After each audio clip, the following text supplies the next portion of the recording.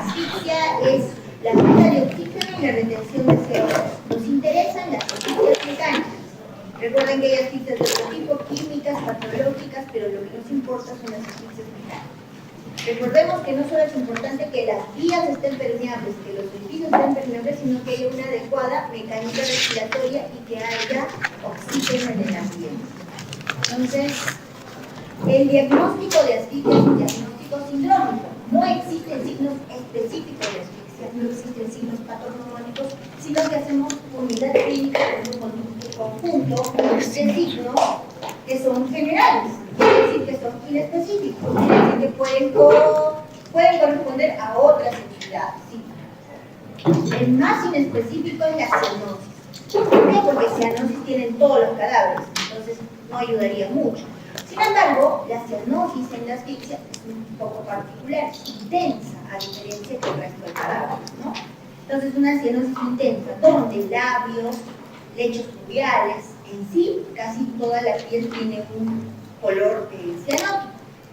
Las petequias subconjuntivales, que son las hemorragias, como vemos a nivel de la visible, esclera, pero su ubicación anatómica es debajo de la conjuntiva, por eso son subconjuntivales. La máscara equimótica, como ven en la imagen superior, es la coloración violácea intensa del rostro y la parte anterior del cuello. El hongo de espuma, que es más evidente en asfixia por sumersión y algunas asfixias por sufocación, más que en el resto de asfixias, que es la presencia de espuma en fosas nasales y boca. Puede ser blanquecina, puede ser asalmonada. La protrusión de la lengua, que obedece generalmente a un mecanismo mecánico de la compresión del cuello. Sin embargo, también podría esta protrusión acompañarse de un encarcelamiento de la lengua, sobre todo por la fase convulsiva de la asfixia. ¿Qué signos del mecanismo podemos, signos propios que nos pueden orientar al mecanismo de cómo ocurrió esta asfixia? Entonces, uno de los elementos importantes es el surco a nivel del cuello. Un surco particular, como vamos a ver. Pero también signos del mecanismo podrían ser, si consideramos que es una asfixia por sofocación externa, por la obstrucción de los orificios, podríamos encontrar las huellas de los dedos en el rostro de la víctima, ¿no? Exposiciones fluviales también. Podríamos encontrar signos de lucha, ¿no? Si es una estrangulación y la persona se ha resistido, la víctima se ha resistido. Otros signos, como se señala, signos del periodo convulsivo, podemos encontrar eyaculación en varones, podemos encontrar la lengua atrapada entre los dientes y algunas posiciones de los pies que denotan decorticación o descerebración. También relajación de esfínteres en el periodo convulsivo, que es el que nos da síntomas o signos más característicos. Entonces, las asfixias mecánicas pueden ser cervicales, como el ahorcamiento y la estrangulación. Ambas son totalmente opuestas, ¿no? No podemos confundir estos términos. Si bien en ambos hay una obstrucción del paso del oxígeno a nivel del cuello, el ahorcamiento tiene sus características muy particulares, muy diferentes, opuestas a la estrangulación, como vamos a ver. Para resumir, ahorcamiento es suicida, estrangulación es homicida. Ahorcamiento significa suspensión, estrangulación significa compresión. En el ahorcamiento hay elementos, en la estrangulación no como tal, ¿no? Pero podríamos encontrar hallazgos particulares y tipos de estrangulación. La sofocación y la sumersión son distintas porque el cuello no es el centro de atención, sino que la sofocación es la obstrucción mecánica en algunos de los reparos respiratorios, o en todo caso la dificultad del mecanismo respiratorio, mecánica respiratoria y la concentración de oxígeno en el medio ambiente. Entonces, la sumersión es ahogamiento. Para resumir en esta diapositiva, ahorcamiento suicida, recuerden este término, etiología médico-legal. Cuando se pregunte acerca de la etiología médico-legal, buscamos saber si la muerte es natural o violenta. Y si es violenta, si es suicida, homicida o accidental. Siempre en medicina legal vamos a hablar en este aspecto en términos probabilísticos, por las estadísticas, pero suelen ser bastante importantes. Casi el 99% o más de los ahorcamientos son suicidas, ¿no? Y el resto para accidentales, un poco, es la etiología médico-legal homicida en el organismo. Se requieren 2 o 3 personas para ahorcar otra de características estándar, ¿no? La estrangulación homicida, como habíamos dicho, la sofocación accidental en la mayoría de casos y la sumersión accidental en la mayoría de casos. Esto para hacer una referencia. Y como ya las tenemos ahí, los subtipos de sofocación o las formas de sofocación, hablaremos de la primera brevemente, oclusión de los orificios respiratorios, también llamada sofocación externa. Oclusión de las vías respiratorias, también llamada sofocación interna. Entonces, ambas son interesantes porque habría que saber cuál es la diferencia entre la oclusión de los orificios y las vías. Está claro aquí, pero podríamos hacerlo más claro todavía, ¿no? La oclusión de los orificios respiratorios, nariz, boca, y la oclusión de las vías respiratorias, ¿no? Faringe, laringe, tráquea, bronquios. Entonces, podríamos entender que la oclusión de los orificios respiratorios, como decíamos, accidentalmente se ocasiona, por ejemplo, en los bebés que están lactando, la madre se queda dormida y se aplasta al bebé, ¿no? Y la oclusión de las vías respiratorias, lo más frecuente es en la garganta. Pasamos a compresión tóraco-abdominal, que es el impedimento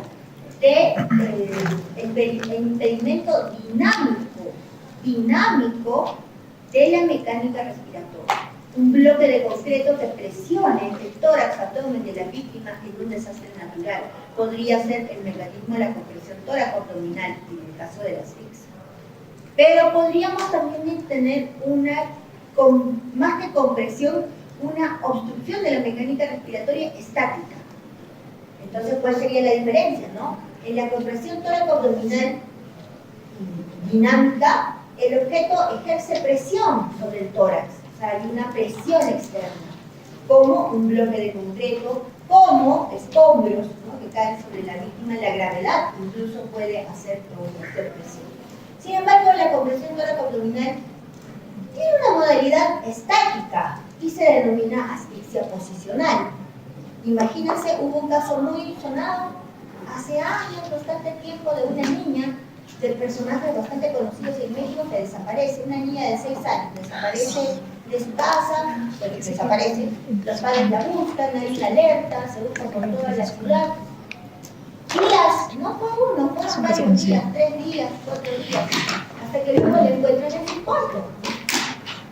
Supuestamente la niña estaba dormida y habría rodado en su cama a ese espacio que quedaba entre la pared y la cama. Es un espacio estático, ahí no hay presión, ¿no? Como la que ocurre cuando un bloque de concreto aplasta el cuerpo. Pero siendo estática este espacio, ha impedido que el tórax se expanda.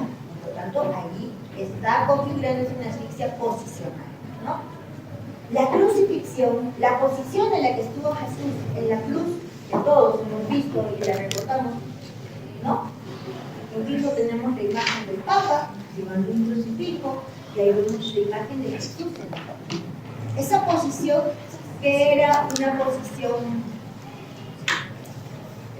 de tortura, pero que disminuía la capacidad respiratoria, ¿no? Al posicionar los brazos hacia arriba, la capacidad de extensión del tórax, distensión del tórax se veía disminuida y había un agotamiento respiratorio, ¿no?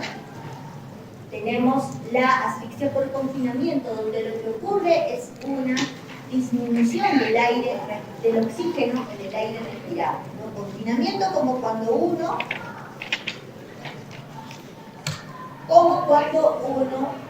se encuentra atrapado en una asfixia.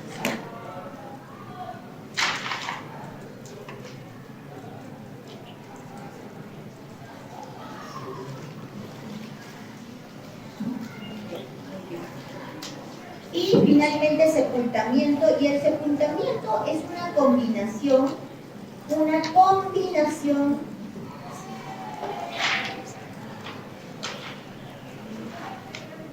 de la oclusión de los orificios respiratorios, la oclusión de las vías respiratorias y de la compresión tóraco-abdominal. Todos esos mecanismos ocurren en el sepultamiento. La sumersión, habíamos dicho, es el ahogamiento. Entonces, veamos aspectos de ellos rápidamente. Habíamos visto mecanismos fisiopatológicos, Y eso es importante. Y esto, por favor, aclarando porque muchas preguntas del examen, pero no sobre eso, ¿no? Sino que es importante que puedan entender esta diferencia. ¿Qué es la etiología médico-legal? ¿Qué es el mecanismo? ¿Y qué es la causa de muerte? No es lo mismo causa de muerte que mecanismo, ¿no?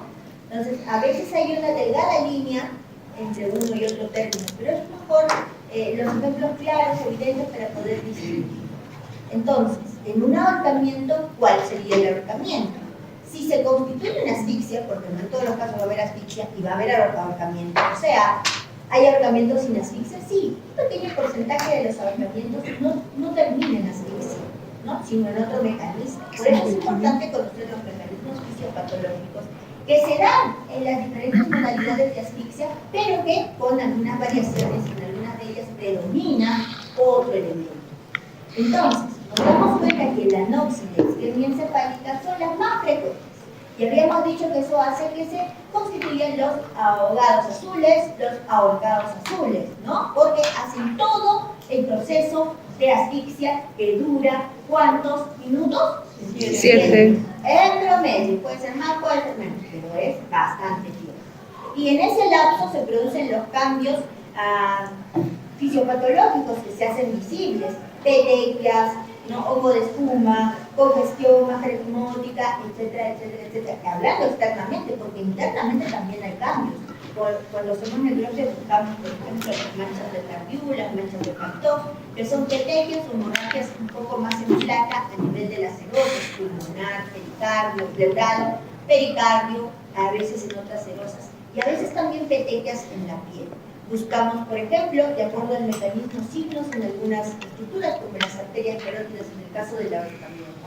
Entonces, repetimos, anoxia y isquemia conforman un solo mecanismo o se encuentran casi siempre en un mecanismo conjunto que permite que se produzca realmente la asfixia, ¿no? Sin embargo, sabemos que hay un pequeño porcentaje en los cuales, al producirse el ahorcamiento o algunas veces la estrangulación, pero sobre todo el ahorcamiento, no se produce o no da tiempo a que se produzca la obstrucción del paso del aire o de la sangre al cerebro, sino que se produce un estímulo inmediato de cuerpos carotídeos en este caso, pero en el caso de otros tipos de asfixia, en otras partes del cuerpo existen también conglomerados y estructuras formadas por fibras parasimpáticas, ramas del nervio vago que van a liberar grandes cantidades de acetilcolina y se va a producir un mecanismo de inhibición. Creo que dije, ¿no? Si dije, me corrijo. Asfixia por mecanismo de inhibición sería una contradicción. Cuando se constituye la asfixia, no existe. Pero existen mecanismos asociados a la asfixia como el ahorcamiento que inmediatamente produce una estimulación vagal. Y la muerte ya no es por asfixia, sino que se produce un shock vagal, una muerte inmediata, rapidísima, segundos, menos de 5 segundos, en que se produce la muerte por un paro cardiorrespiratorio, ¿no? Y muy raramente, que yo tengo 24 años en el instituto, no he visto más que una sola muerte con mecanismo centrado en la lesión médica, ¿no? Hoy día puede ser que sea, eso habría que ver conversar con el médico que hizo la necropsia. Hoy hice un levantamiento de una jovencita de 18 años, que vamos a ver los elementos. Estaba suspendida 65 centímetros los pies de la tierra, ¿no? De la rama de un árbol local. Entonces allí, por la presión, sí podría haber un poco de lesión medular, habría que ver, ¿no? Pero por los signos que presentaba, porque sí había petequias, sí había congestión, entonces probablemente sea el mecánico. Entonces ya habíamos visto la anoxia, la isquemia, la inhibición, la lesión medular. Pasamos de frente a lo que es ahorcamiento. Entonces, el ahorcamiento o ahorcadura, en el caso que ustedes ven en imágenes, una ahorcadura, es un acto de suspensión. Suspensión es lo que define el ahorcamiento. Suspensión del cuerpo, pasivo, ¿no? Elementos médico-legales, los elementos son 3, y eso es importante. Hoy día yo le indicaba al fiscal en el levantamiento cuáles eran los elementos, ¿no? En el caso que les comento, era el punto fijo, la rama de un árbol de eucalipto. El vínculo era una driza, ¿no? Es un cordón sintético, blanco, bastante largo, y el cuerpo tenía una suspensión completa, ¿no? Completa. Ahí vemos los 3 elementos, ¿cierto? Claramente, muy parecido al caso de hoy. La rama del árbol, la cuerda, el cuerpo de suspensión completa. Debe haber una superficie, en este caso podríamos quizás buscar a este lado una superficie donde la persona haya podido subirse para tener una suspensión completa. Acá, por ejemplo, tenemos esto, y en el caso de la joven de hoy era una prominencia al lado del tronco principal que servía como una especie de grada, ¿no? Para poder lograr una suspensión completa. Tenemos nudos simétricos posteriores, simétricos anteriores y asimétricos. Esto nos permite ver que el surco, en el caso del ahorcamiento, es incompleto. Es ascendente, superior, único a pergaminado. Entonces, aquí, el mecanismo de muerte, habíamos dicho asfixia por anoxia. Estos kilos, ¿qué significa? Para ocluir el paso de la sangre en las venas yugulares se necesita 2 kilos. Para ocluir el paso de la sangre por las arterias carótidas, 4 kilos de presión, o sea, casi nada. Y las vertebrales, ya para concluir el paso de la sangre al cerebro, porque recuerden que a nivel de las carótidas y de las arterias vertebrales se conforma luego el polígono de Willis para llegar a todo el cerebro, ¿no es cierto? Entonces, se tiene que tomar en cuenta la función de estos pasos importantes. Y para obstruir el paso de la sangre por las arterias vertebrales, 14 kilos de presión. Algunos autores hablan de 15 kilos de presión que tiene que soportar el cuello para producirse la asfixia. ¿Y eso es suficiente? No con todo el cuerpo, simplemente el cuerpo parcialmente suspendido podría generar ya una presión de 15 kilos o más a nivel del cuerpo. Habíamos hablado de la muerte por inhibición, ahorcados blancos, el trauma raquimedular como lesión medular. Fenómenos cadavéricos, livideces en pantalón, naturalmente, al estar el cuerpo suspendido de la cintura para abajo se van a posicionar las livideces, por eso tiene un aspecto de pantalón, eso es característico de las asfixias. El examen externo nos habla de signos comunes a las asfixias que ya habíamos visto externas, y vamos a ver algunas de las internas más adelante. El surco incompleto, superior, oblicuo, ascendente, en el caso de el ahorcamiento. Y eso me ayuda un poco a entender cómo sería el surco de estrangulación, que también hay, que sería no incompleto, completo, no sería superior, sería medio bajo, no sería oblicuo ascendente, sería horizontal. Y otras características más. Entonces, este es un surco por ahorcamiento. Tenemos acá al examen interno signos de asfixia. Por ejemplo, infiltración argéntica en el cuello. ¿Dónde lo vemos? En el tejido celular subcutáneo por dentro del surco. El surco está en la piel y por dentro del tejido celular subcutáneo vamos a encontrar una línea grisácea, ¿no? Grisácea, oscura, que es una hemorragia particular en la cara interna del surco que se conoce como línea argéntica o infiltración sanguínea argéntica del cuello. El signo de Amusat, que se encuentra como un desgarro en la íntima carotidia, un desgarro transversal en la íntima carotidia. ¿Y qué me dice el signo de Amusat? Me dice que ha habido una elongación de la carótida, ¿no? Porque el cuerpo suspenderse va a generar una elongación de la carótida que supera la resistencia de la íntima carotidia y va a formar un desgarro transversal. También el signo de Martin, que es la hemorragia alrededor de la carótida, que es ya la adventicia carotidia con hemorragia, es el signo de Martin, y el signo de Otto, a la altura de la yugular, un infiltrado hemorrágico.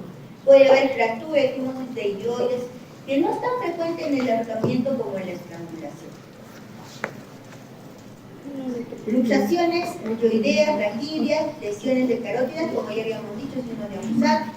El hallazgo de eyaculación en varones nos refleja la segunda fase de la asfixia, o sea, que si encuentra eyaculación da más soporte al mecanismo.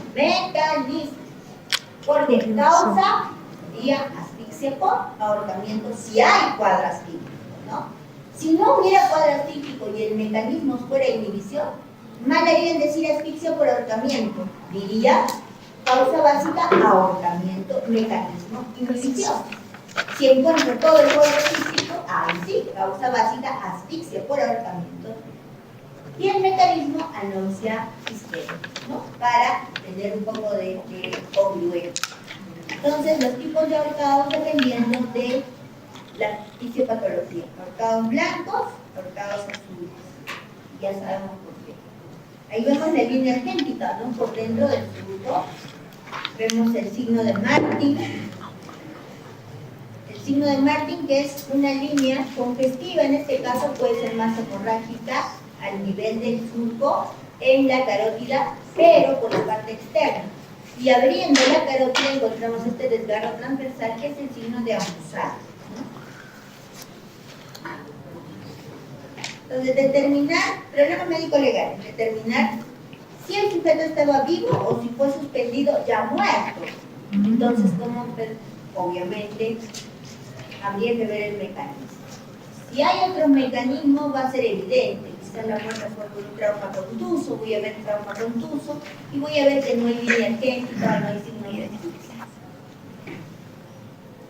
Pero decíamos que es bastante complicado asfixiar desde el punto de vista homicida, ¿no? ¿Por qué? Porque asfixiar por ahorcamiento es un mecanismo bastante complejo cuando es homicida, porque yo ahorcar a otra persona adulta, bueno, yo todavía peor, mi anatomía no me ayudaría mucho, pero aún así, si fuera un hombre yo de unos 70 kilos, ahorcar yo a otra persona de unos 70 kilos es bastante difícil. Generalmente se requieren 2 o 3 personas para realizar el mecanismo del ahorcamiento de tipo homicidio. Por lo tanto, siempre va a predominar la etiología suicida. Pero sí hay casos accidentales, sobre todo en niños, ahorcamientos accidentales, ¿no? Simulados, es como decíamos, la muerte por otra causa y se simula un ahorcamiento suicida. Y lo podemos diferenciar viendo realmente la causa de muerte y la vitalidad de las lesiones del surco, porque no va a haber línea argéntica, por ejemplo, que es difícil. Y judicial, cuando en otros tiempos se utilizaba como una pena, ¿no? La pena de la horca. A las brujas. Entonces ya habíamos visto el mecanismo de cada uno y las fases, ¿no? Fase cerebral, fase convulsiva, asfíctica y muerte real. Y por 7 minutos va a necesitar que el cuerpo pase por un proceso. Siempre considero yo que el punto no retorno está después de la fase convulsiva. ¿Y qué es el punto no retorno? No solo en este mecanismo, sino en varios mecanismos de muerte. El punto no retorno es el momento, ya sea por una falla rénica múltiple, por una patología crónica, realizada, lo que fue una infección, una asfixiación. El punto no retorno es el punto donde una persona puede mantener todavía funciones vitales, pero ya no hay forma de regresar. Solamente existe un periodo variable de agonía, ¿no? Entonces, una persona que se ha ahorcado, puede ser que al minuto podamos recuperarla, puede ser, ¿no? Sin mayores secuelas, o a los 2 minutos. Y ha pasado en los 3 minutos. Estos son cifras aproximadas, ¿no? No existe un consenso sobre eso porque es muy variable el mecanismo. Pero lo cierto es que sí existe la posibilidad de recuperar a una persona sin secuelas si es que después de haberse ahorcado se recupera rápidamente, ¿no? De la posición en la que estaba. Sin embargo, puede ser que nosotros encontremos a una persona ahorcada, desconocemos el tiempo que ha transcurrido, podemos ver que hay pulso y todavía puede estar respirando. Pero si ya está en la fase asfíctica, solamente la recuperamos para que pase por un periodo variable de agonía, que pueden ser minutos, horas, días, incluso. Más allá de una semana rara, por este punto no retorno. Ahora, fase cerebral, angustia, desesperación, acúfenos, fosfenos. Fase convulsiva, eyaculación, relajación de esfínteres, convulsiones tónico-clónicas. Fase asfíctica, ya escasas funciones vitales, superficial la respiración, el latido cardíaco, etc. Y finalmente la muerte real, donde desaparecen todos estos signos. Tenemos surco por ahorcamiento. Los pulmones, ya habiendo el examen interno,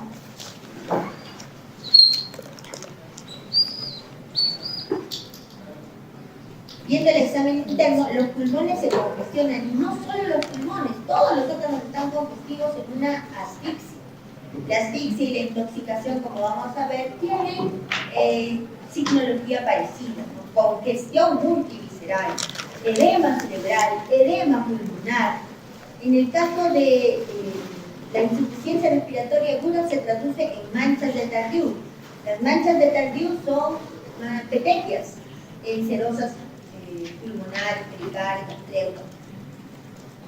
La congestión, decíamos, cerebral y la hemorragia meningea son inconstantes, pueden darse, ¿no? Un pedo petequial hemorrágico, como decíamos, con el mismo concepto o la misma fisiopatología de las manchas de Tardieu podemos encontrar en mucosa gástrica. Hay el surco equimótico, habíamos dicho suprayoideo, pergaminado, único, rico, todas las características que se han consignado allí para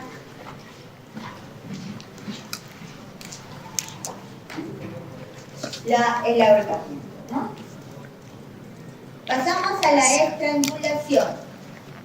La estrangulación totalmente opuesta a la asfixia por ahorcamiento. La etiología médico-legal homicida. No tenemos elementos como tal, ¿no? Pero sí existe los tipos de estrangulación. Estos pueden ser por lazo, manuales o antebraquiales, ¿no? Por lazo deja evidentemente un surco totalmente diferente al de ahorcamiento. Manual deja lesiones propias de la manipulación del cuello y presión, uñas, equimosis por digitopresión. También hay lucha de la víctima, ¿no? Puede tener otras lesiones por otros agentes, porque como es homicida hay un contexto más variado.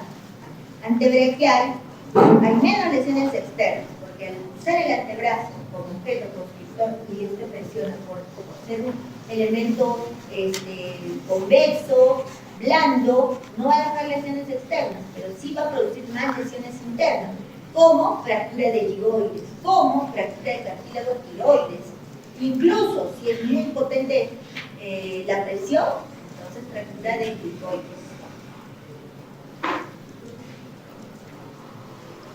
Aquí tenemos la compresión por esta fuerza activa, antebraquial, en la primera imagen frontal puede ser posterior, la otra tenemos a lazo con una correa, podría ser una cuerda, y a mano también, ¿no? Acá tenemos la estrangulación a lazo, miren, el rostro muestra congestión, y en este caso, el mecanismo cuál sería.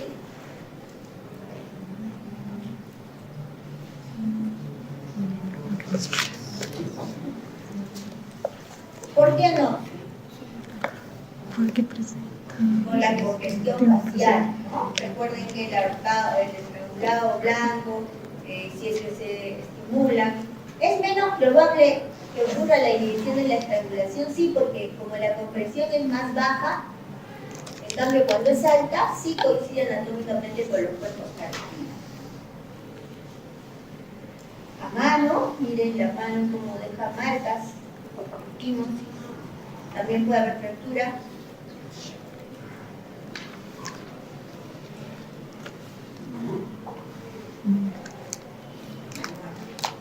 Entonces, el examen externo, ya hemos visto, también el mecanismo, signos de lucha, ahí podemos llenar datos, ¿no? Como esto. La diferencia entre el surco en la arrancadura y estrangulación. Oblicuo, horizontal, profundo, menos profundo, más uniforme, continuo, en el caso de la ahorcadura incompleto, en el caso de la estrangulación completo. Número, ahorcadura es único, estrangulación puede ser múltiple y la situación por encima del cartílago tiroides o en el caso de la estrangulación sobre o debajo, ¿no? Cuando dice aspecto del fondo apergaminado, quiere decir que es profundo, quiere decir que ha presionado la piel con bastante fuerza y se queda un surco, como su nombre lo dice, ¿no? De color pergamino, medio bronceado, marrón, verduzco. La estrangulación, habíamos dicho, manual, con ligadura o con lazo. Las diferencias del surco, que ya hemos visto. En el caso del ahorcamiento, oblicuo, ascendente, superior. Incluso yo hubiera puesto la imagen más, el surco más arriba todavía, ¿no? Y la estrangulación. Asfixia por sumersión, y aquí hablamos del ahogamiento, puede ser total o parcial. Una persona se puede ahogar y el agua no necesariamente cubrir todo el cuerpo, solamente los orificios respiratorios. La más frecuente es la forma accidental, pudiendo ser suicida y homicida. Este es el famoso hongo de espuma, ¿no? En este caso blanquecino, pero con bordes asalmonados. Es bastante frecuente la asfixia por sumersión. Ahí tenemos los mecanismos, ya por gusto hablamos, ya sabemos a qué se refiere. Pero, ¿por qué hay inhibición en ahogamiento? ¿Alguien presionará el cuello? No, sino que hay un estímulo. Por ejemplo, si la persona cae en aguas muy heladas, ¿no? Puede activar un mecanismo de inhibición. Y es que las fibras parasimpáticas están en todo el cuerpo, todo el cuerpo. La manipulación del útero también puede condicionar una muerte por inhibición. Es por eso que los abortos, sobre todo, pero en las cesáreas también se da, sí, en las cesáreas se puede dar inhibición, pero qué mejor escenario que la sala de operaciones, ¿no? Tienes anestesiólogo al lado que te está monitoreando, inmediatamente el disparo cardiorrespiratorio, tu RCP. Entonces, difícilmente debería ser mortal un caso así. ¿En qué caso sería mortal? Y ahí vienen las denuncias por responsabilidad profesional. Un anestesiólogo debe estar al pie de su paciente en sala de operaciones. La norma dice que no debería estar un anestesiólogo dando anestesia aquí, allá y allá. Pero en la práctica podría darse el caso, sí, es que no se cuenta con más personal y las cirugías son urgentes, podría justificarse de esa forma que haya algún tipo de descuido del paciente, ¿no? Pero aún así, en esos casos siempre el médico tiene que salvar su responsabilidad antes de que ocurra el hecho. Eso quiere decir que si yo sé que debo estar yo al lado de mi paciente todo el rato porque puede haber algún tipo de descompensación o puede haber una reacción vagal, entonces, si sé que no va a ocurrir porque soy el único y en las guardias hay 4, 5, 6 a la vez, entonces yo tengo que hacer un requerimiento más personal. Ahí sería el problema, que ocurra una desgracia y nosotros no hayamos hecho absolutamente nada. El no hacer nada es dar conformidad, decir está bien, y eso no es correcto. ¿Ya? Entonces, ¿qué mejor escenario? Pero en este caso la persona cae sobre todo a aguas muy heladas y puede ser mucho apagar. Fases de la sumersión asfíctica, pero recuerden que la mayor parte de asfixias pasan por 4 fases. Cerebral convulsiva asfíctica y muerte real. En este caso, la cerebral se ha desdoblado en apnea voluntaria, o al ahogarse uno deja de respirar, y en disnea intensa, porque ya no puede dejar de respirar y empieza a respirar agua, ¿no? Pasa la fase convulsiva a la fase asfíctica. Las características, ¿no? De una persona ahogada, las prendas de vestir húmedas, puede haber maceración de palmas y plantas, el hongo de espuma, puede haber desgaste de las prendas de vestir y de la piel por el arrastre, maceración cutánea, como habíamos dicho, y el examen interno, espuma en la vía aérea que denota edema pulmonar, distensión pulmonar, vísceras brillantes, restos biológicos, agua duodenal. Tantos años y también son pocos los casos en los que encontramos agua duodenal y los restos biológicos. Y son importantes, incluso ahí faltaría describir también agua en el estómago, agua estomacal. ¿Por qué? Porque más de 500 mililitros en el estómago de agua hacen ver que el ahogamiento ha sido vital. Porque claro, yo podría asfixiar a mi víctima con una almohada en el rostro, la mato, y luego la lanzo a un río que se ahogó accidentalmente. Pero yo quiero saber como forense si realmente estaba viva al momento de caer al agua o ya estaba muerta.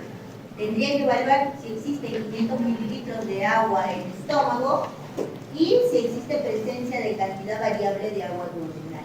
pero no hay agua lunar en la mayoría de casos. Y cuando habla de restos biológicos, habla del examen de diatomeas, ¿no? Que es una especie de plancton que podemos inhalar también y se quedan atrapados en nuestros pulmones. Entonces esos restos biológicos me dirían a mí que sí la asfixia ha sido vital, ¿no?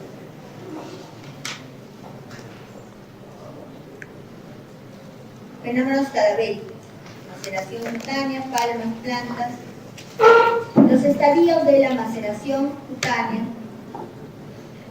livideces pálidas en el caso de los ahogados, porque la sangre no tiene una posición estable para poder precipitarse, está en movimiento por el movimiento del agua. Puede haber adiposira si el cuerpo está sumergido mucho tiempo, y esto puede darse en 2 a 3 meses. ¿Qué es la adiposira? Se preguntarán. Es un fenómeno de conservación cadavérica.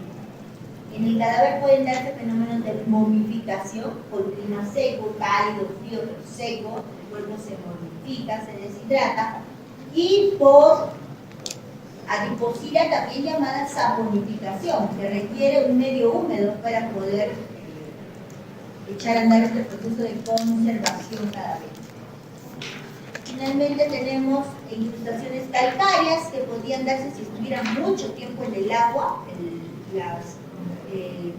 La flora y fauna pueden generar incrustaciones calcáreas en prendas de piel y piel. Acción de la fauna cadavérica y arrastre, ¿no? Y es que la fauna puede consumir el cuerpo y alterar su identificación, en realidad también la presencia de lesiones.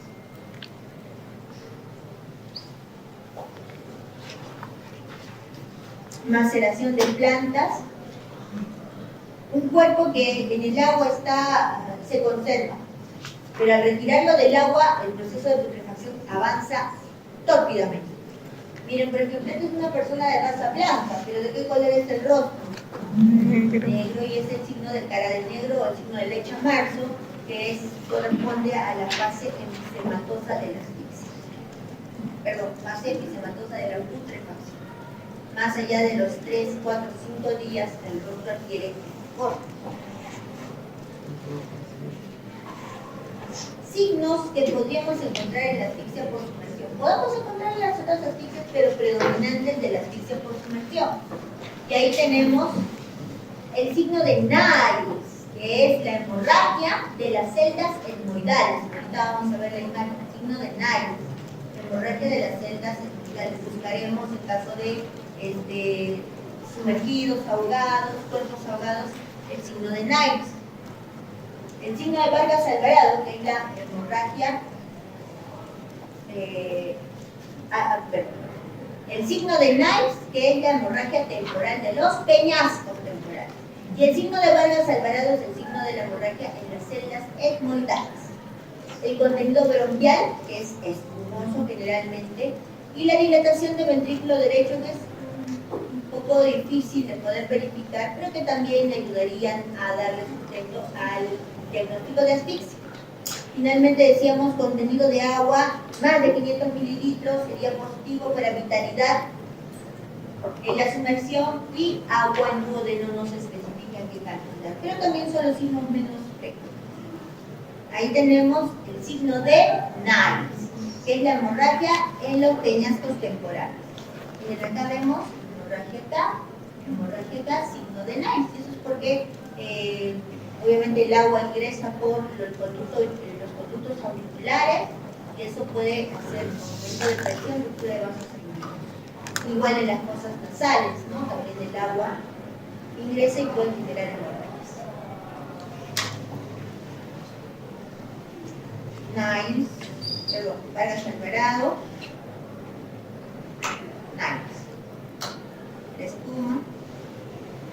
Puede haber problemas de identificación si el cuerpo está mucho tiempo sumergido, diagnóstico de sumersión, duración de la estadía en el agua. Son cuestiones que es importante determinar. Forma de muerte se refiere a la etiología médico-legal. 2 tipos de ahogados, ahogados azules y ahogados blancos.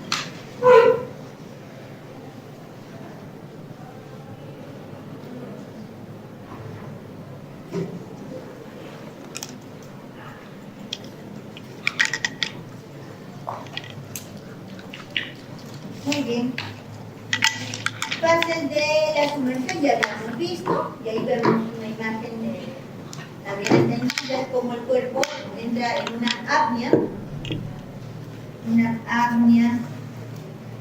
voluntaria, luego una disnea, acá está la disnea, la fase convulsiva, la fase física y la muerte real.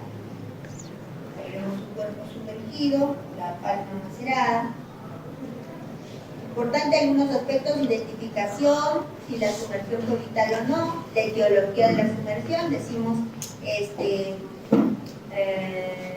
accidental, homicidio, suicidio. Y calcular el tiempo en el que el cuerpo ha estado en el agua, lo cual es bastante difícil. En realidad nos tratamos de orientar, y esto es cierto, determinar data de muerte como el tiempo que el cuerpo está en sumersión. ¿Para qué hablaríamos de datos objetivos que nos den cifras más precisas? Es muy variable, por lo que no tenemos parámetros muy establecidos para determinar cuánto tiempo estuvo en el agua, salvo en los procesos de conservación y los procesos de putrefacción. Sin embargo, dentro del agua el cuerpo la putrefacción es más lenta. Eso quiere decir que el agua se conserva, el medio húmedo se conserva. El tema es que al sacarlo del agua, rápidamente se acelera el proceso de la putrefacción. Vemos la muerte por inhibición, que ya habíamos hablado. Pasamos a la asfixia por sofocación, que ya habíamos explicado un poquito. Vemos algunos mecanismos, ¿no? La sofocación, oclusión de orificios, sofocación interna, vías, y también el mecanismo de asfixia, ¿no? La inhibición cardíaca, la restricción de venas, arterias y del flujo del aire. Mecanismo de crucifixión, ¿no? En este mecanismo hay impedimento para la mecánica respiratoria. Y esto es una asfixia por sofocación externa, ¿no? Muy frecuente. Semanalmente vemos 1 o 2 casos de asfixia por sofocación externa, y la mayor parte son menores lactantes, menores de edad lactante. Y algunos casos son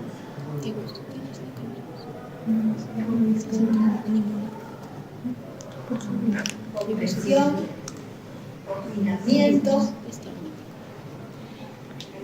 tipos.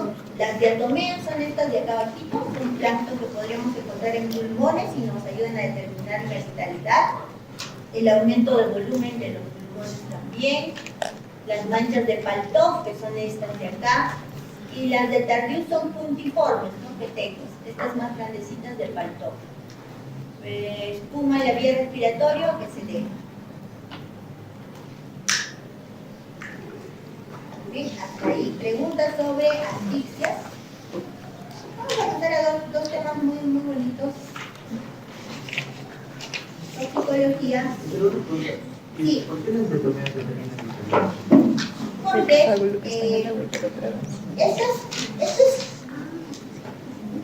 se encuentran estas en los pulmones. Eso quiere decir que la persona ha tenido la fuerza necesaria. A ver, una persona muerta, podemos encontrar diatomea, sí, porque el agua se va a meter por las vías respiratorias. Pero ¿hasta dónde va a llegar? Hasta atrás que llegarán las diatomeas.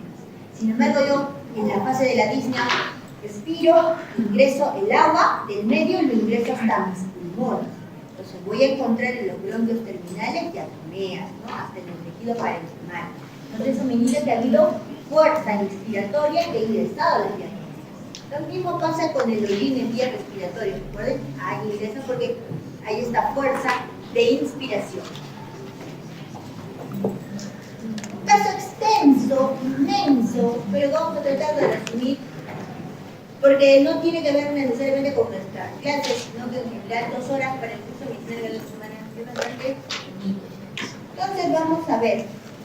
Esta es la necropsia 4415 del 25 de junio del 2009. ¿De quién es la necropsia?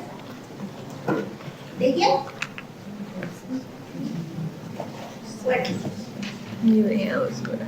No ve la mano, es bien fácil de identificar por la mano. ¿De quién es? Entonces, de un varón de 50 años, miren, ahí está su cuerpo, 1,78. Y tiene mi peso, imagínense, yo mido 1,5 metros, un poquito más, 1,57, creo que 50 kilos. Un varón de 1,78, casi 1,80, que medía esta persona, con 50 kilos estaba, ¿cómo estaba? ¿Su estado de nutrición? Desnutrido. Ahí está la imagen a la izquierda, múltiples funciones en el cuerpo, calvicie y múltiples cicatrices. Entonces, acá tenemos, ¿no? Michael Jackson, de 50 años, edad peligrosa, una altura de 1,78, 50 kilos, le da una imagen sumamente delgada, incluso enferma. Y ahí sí vamos a pedir un voluntario que lea, por favor, todo lo que ha hablado. Pero no está completo, ¿no? ¿Sabe? Está grabado. Ahí muy chiquitos, ¿no?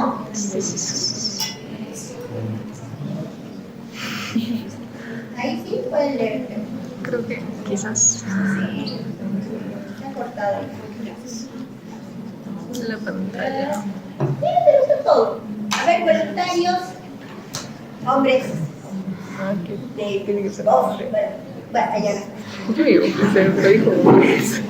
Michael Jackson, de 50 años de edad, tiene una altura de 1,78 metros, pesaba solo 50 kilogramos, lo que le daba una imagen sumamente delgada, incluso enferma. Tenía huellas de punciones en glúteos, brazos, tobillo, cuello y en el área precordial. Un gran hematoma en la parte central del tórax y varias costillas fracturadas, provocado por las maniobras de resucitación, además de hematomas en rodillas y pantorrillas. Tenía además tatuajes de color negro en el cráneo, ya que era casi calvo, y en las cejas, además de tener los labios tatuados en color rosa. Manchas hipocrómicas de vitiligo en cuello, brazos y tobillos, múltiples cicatrices en cara, manos y abdomen, liposucción por cirugías estéticas, además de datos que revelaron inflamación pulmonar crónica, bronquiolitis, congestión y hemorragia en ambos pulmones, hiperplasia prostática nodular con un crecimiento prominente del lóbulo medio y retención urinaria y un adenoma tubular del colon, degeneración articular en la zona lumbar y en los dedos. Ninguno de estos hallazgos podría justificar la prematura muerte. En el contenido gástrico solo había restos de medicamentos, con lo que se concluye que Michael Jackson no había ingerido alimentos en por lo menos 16 horas. Bien. Y Tomás sí, también importante, pero Había evidencia de las maniobras terapéuticas que se realizaron en el intento de reanimación, tubo endotraqueal, catéter intravenoso en el lado izquierdo del cuello y ambas regiones femorales. Bien triste, ¿saben la historia de Michael Jackson? Nunca, bueno, que tantas cosas se han dicho de él, pero no tuvo infancia, ¿no? Recuerden que desde muy niño trabajaba y su muerte fue peor que su vida, creo, porque era un hombre que había estado mucho tiempo, un artista que había estado mucho tiempo sin hacer actividades tipo concierto, y él muere antes de iniciar una gran gira. ¿Y cómo se relata la forma en que, imagínense, un hombre de 1,78 m, con 50 kilos, que muchas veces en el día solo consumía pastillas? Él no se consideraba drogadicto, porque no consumía drogas de abuso, cocaína, marihuana, recreativos, entre comillas, pero era adicto a los analgésicos, a algunos anestésicos, eso ya era evidente. Y no comía bien, solo comía pastillas, estaba desnutrido, estaba con depresión, estaba con serios problemas, y todo el mundo a su alrededor lo único que le decía: tú puedes, tú sí puedes hacer la gira, tú vas a poder, y todo eso. Y al final terminó muerto, porque todo el estrés, había días en que se levantaba y los ensayos eran lamentables porque se caían los ensayos, pero nadie le decía: descansa, suspendan todo, su vida es más importante. No, sí, tú puedes, porque tenemos tantos contratos, y lo llamaban para decirle que había muchos contratos de por medio que él no podía suspender. Entonces, imagínense todo ese estrés. Y él tenía su médico de cabecera, pues, ¿no? Y esa es una historia interesante también.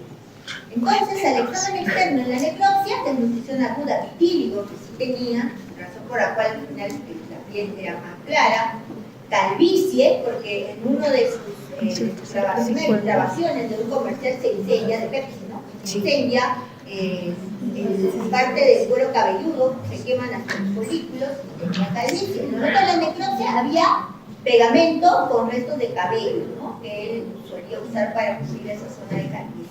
Tatuajes de cuero en el cuero cabelludo, tatuajes negros, ¿no? Para poder cubrir la zona de la calvicie, tatuajes rosa en los labios, cicatrices de cirugías estéticas, reconstrucción, entre otras, punturas en los brazos por la cantidad de inyecciones que se colocaba, punturas en brazos, glúteos, tobillos, cuello y tórax.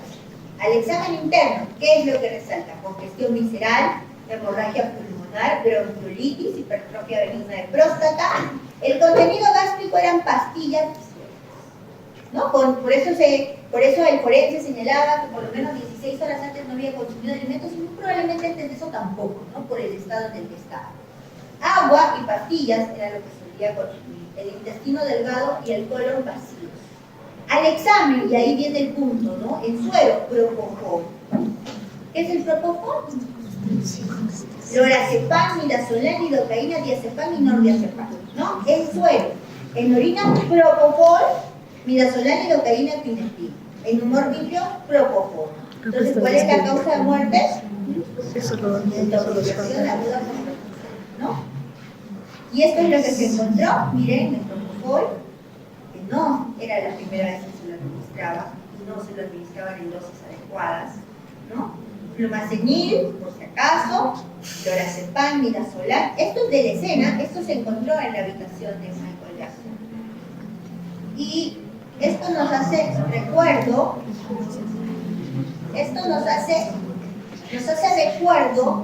bueno, tenemos algunas imágenes, algunas las reconocemos, ¿no? Ustedes son chicos bien conocedores de la cultura general. A ver, superior derecha. ¿Quién es?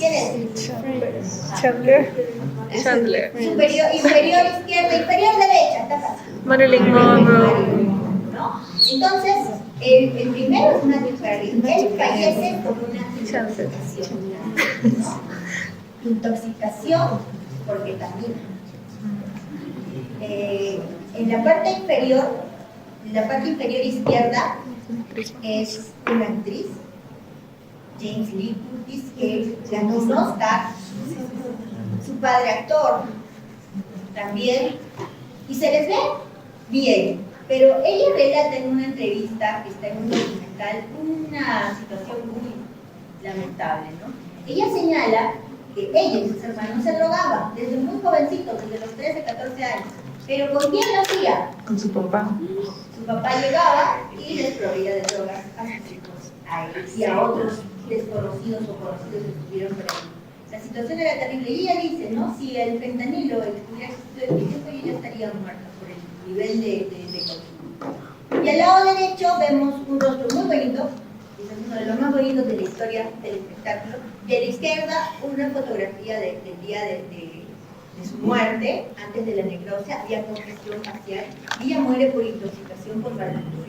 La cantidad de forense señala que la cantidad de barbitúricos, la concentración era nunca antes vista. Él señalaba que no pudo ser administrada en un solo momento, ¿no? Entonces, y en la parte de arriba que vemos, pues, Drogadictos en las calles de Estados Unidos. los opioides, la heroína y muchas de estas sustancias están tomando bastante protagonismo, ¿no? El fentanilo. Nosotros decimos el fentanilo, bueno, puede ser quizás no en nuestro medio, tipo el fentanilo está tan cerca nuestro. El año pasado, para mí me parece bastante, el año pasado solo yo, hice 3 millones de intoxicación por fentanilo, personas jóvenes, profesionales de la salud. Entonces, y son los que llegan a medicina legal. Imagínense los que no llegan y hacen cuadros agudos y se encuentran en UCI y regresan. Entonces, estamos en una situación bastante compleja. Entonces, el fentanilo, como decíamos, ha tomado protagonismo actualmente en nuestra fecha en nuestro medio, acá en la ciudad. Cerquita nomás. Retornando al caso de Michael Jackson, la causa de muerte, intoxicación por propofol. Etiología médico-legal, homicidio. Se determinó que su muerte fue por un homicidio culposo. El responsable, Conrad Murray, médico de cabecera, ¿no?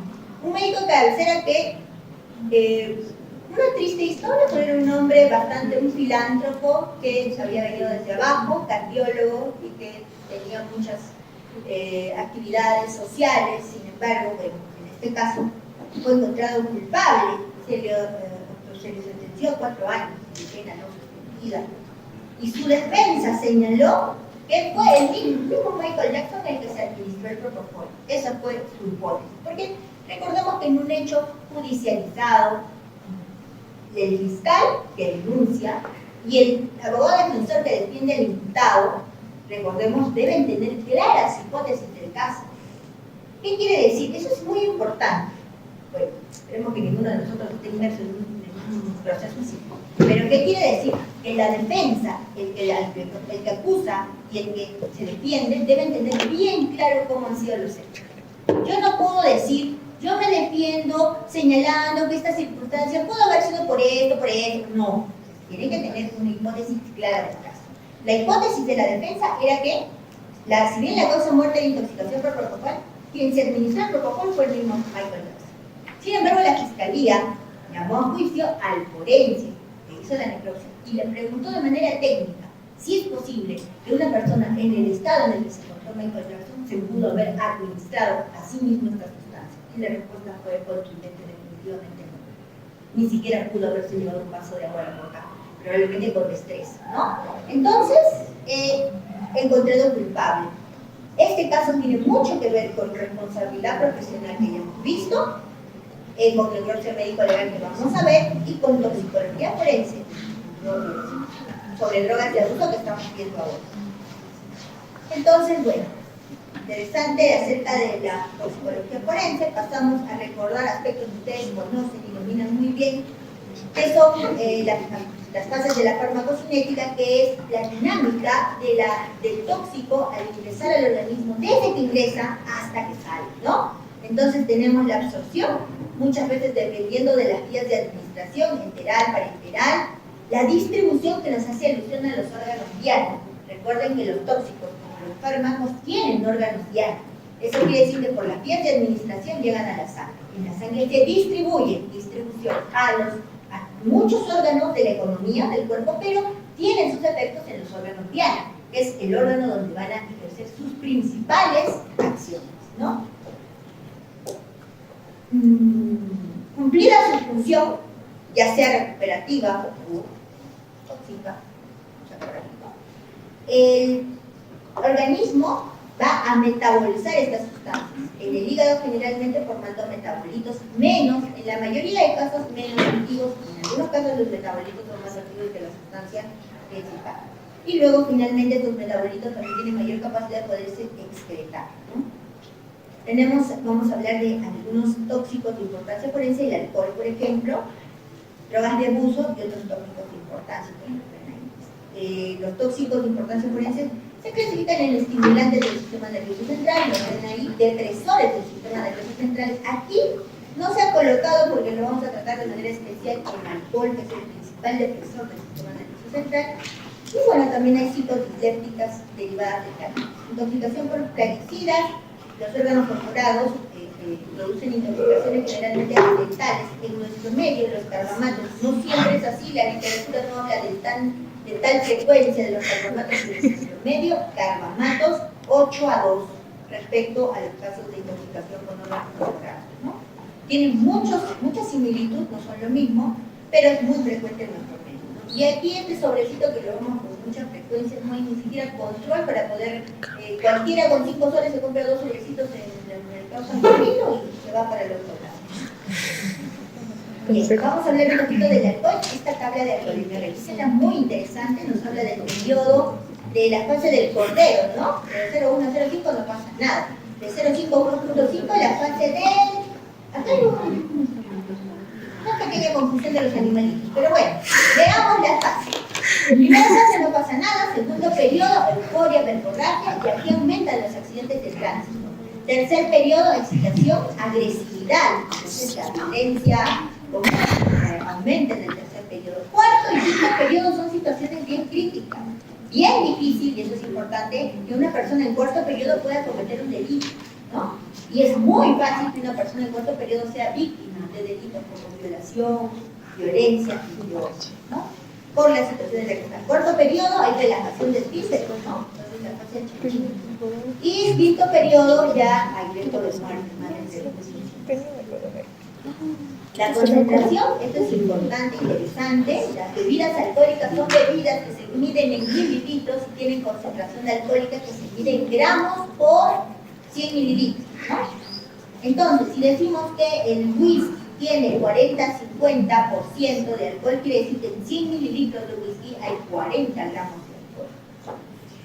Y aquí vamos a tomar en cuenta solo 4 bebidas y 4 bebidas y también el promedio, ¿no? Por ejemplo, dice, cerveza 5%, vino 10%, whisky, vamos a quedarnos con 40% y pisco 50%. Con esas 4 bebidas más que suficiente para hacer los ejercicios que corresponden. Recuerden, cerveza 5, vino 10, whisky 40, pisco 50. Y unos ejercicios que son parecidos, complicaditos, son súper fáciles, donde determinamos la alcoholemia. ¿Cómo poder determinar? Con 2 simples fórmulas, el nivel de alcohol en la sangre que puede tener una persona dependiendo del volumen y la concentración de la bebida que ha consumido. Entonces, acá tenemos, por ejemplo,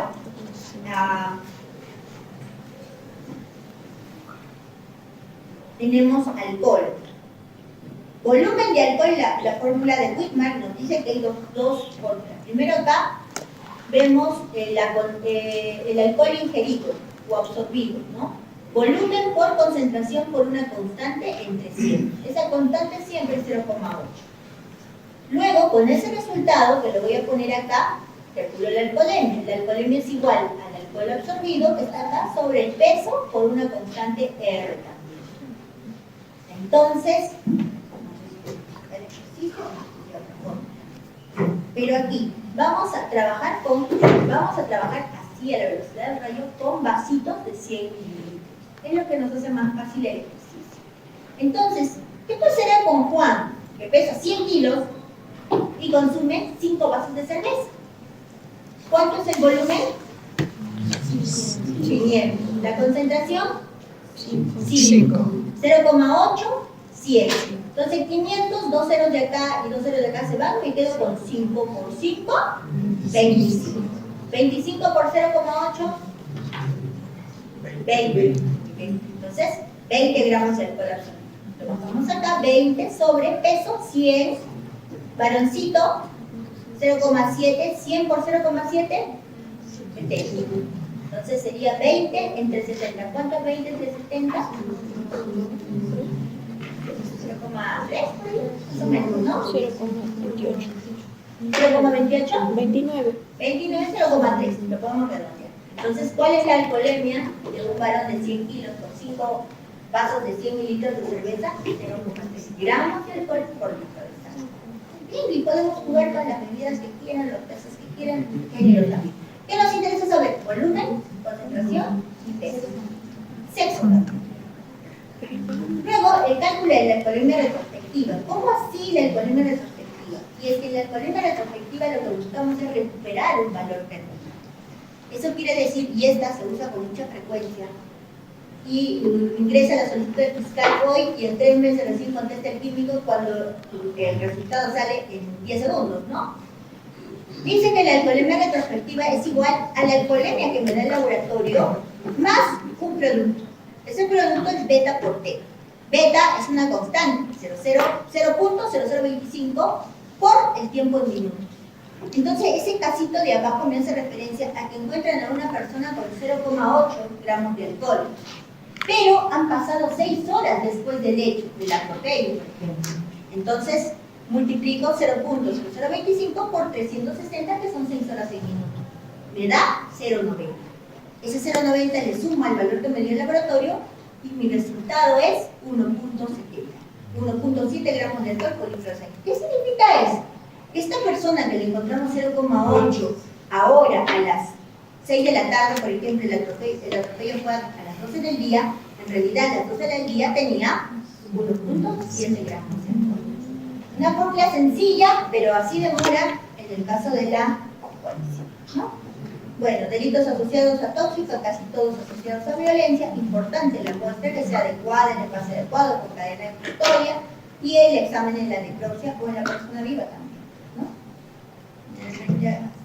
Vamos solamente a ver de psiquiatría, que nos interesan cositas muy puntuales, no sé todas las ustedes ya han hecho psiquiatría por eso, entonces solamente nos quedaríamos visualizar. Ustedes han hecho psiquiatría, perdón, no sabía. ¿Cómo así, doctora? ¿Qué es psiquiatría? 18 días. Vamos a sacarle el jugo a los dos minutos.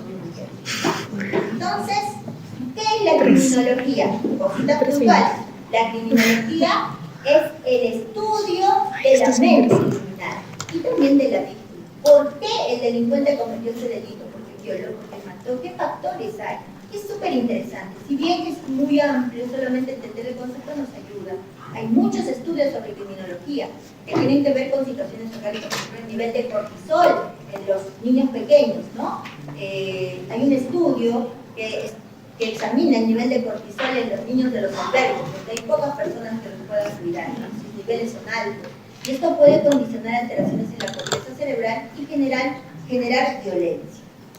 Bueno, factores interesantes, ¿no? Factores criminogénicos. Edad, chico, entre 20 y 24 años. Generalmente es más un varón. Esto en relación al perfil que podía tener el autor de un hecho criminal. Algunos contextos, ¿no? De familia, violencia en familia, potencia la violencia en los, por ejemplo, delitos. Las pruebas psiquiátricas son muy importantes. Y con esto vamos a terminar porque lo que van a ver luego solamente son aspectos de las pruebas psiquiátricas. Pero ¿para qué se hacen las pruebas? ¿Para qué se hace el examen? Es importante que el psiquiatra forense pueda determinar el nivel de inteligencia, sí, pero sobre todo hay un hecho muy importante que el psiquiatra forense, que las pericias de psiquiatría forense tienen que determinar, y es si esta persona está en capacidad de discernir lo bueno y lo malo, y si esta persona tiene o no una enajenación mental. Ese es el gran aporte de la psiquiatría forense a los casos judicializados, ¿no? Entonces, el psiquiatra examina y ve que esta persona tiene conservada su conciencia, su voluntad y preservada su capacidad de diferenciar lo bueno de lo malo. Y también se hace un examen y puede tener trastornos de personalidad, puede tener depresión, puede tener ansiedad, pero su capacidad de discernir está conservada. Y si tiene alguna enajenación mental grave como una psicosis, una esquizofrenia, una escapádula, eso sí va a afectar su capacidad de discernimiento. Y en esos casos sí se debe considerar ya no imputable en toda su capacidad, sino inimputable. Hay suficientes, chicos, lo vamos a dejar, creo que es lo más importante. Y como le dije a su delegada general, nos vamos a reunir una horita virtual en la nochecita para poder hacer un repaso de todos los temas, cositas importantes de cada uno de los temas de esta fase. Nos tomaremos unos 15 minutitos para repasar esta parte que teníamos que chicos.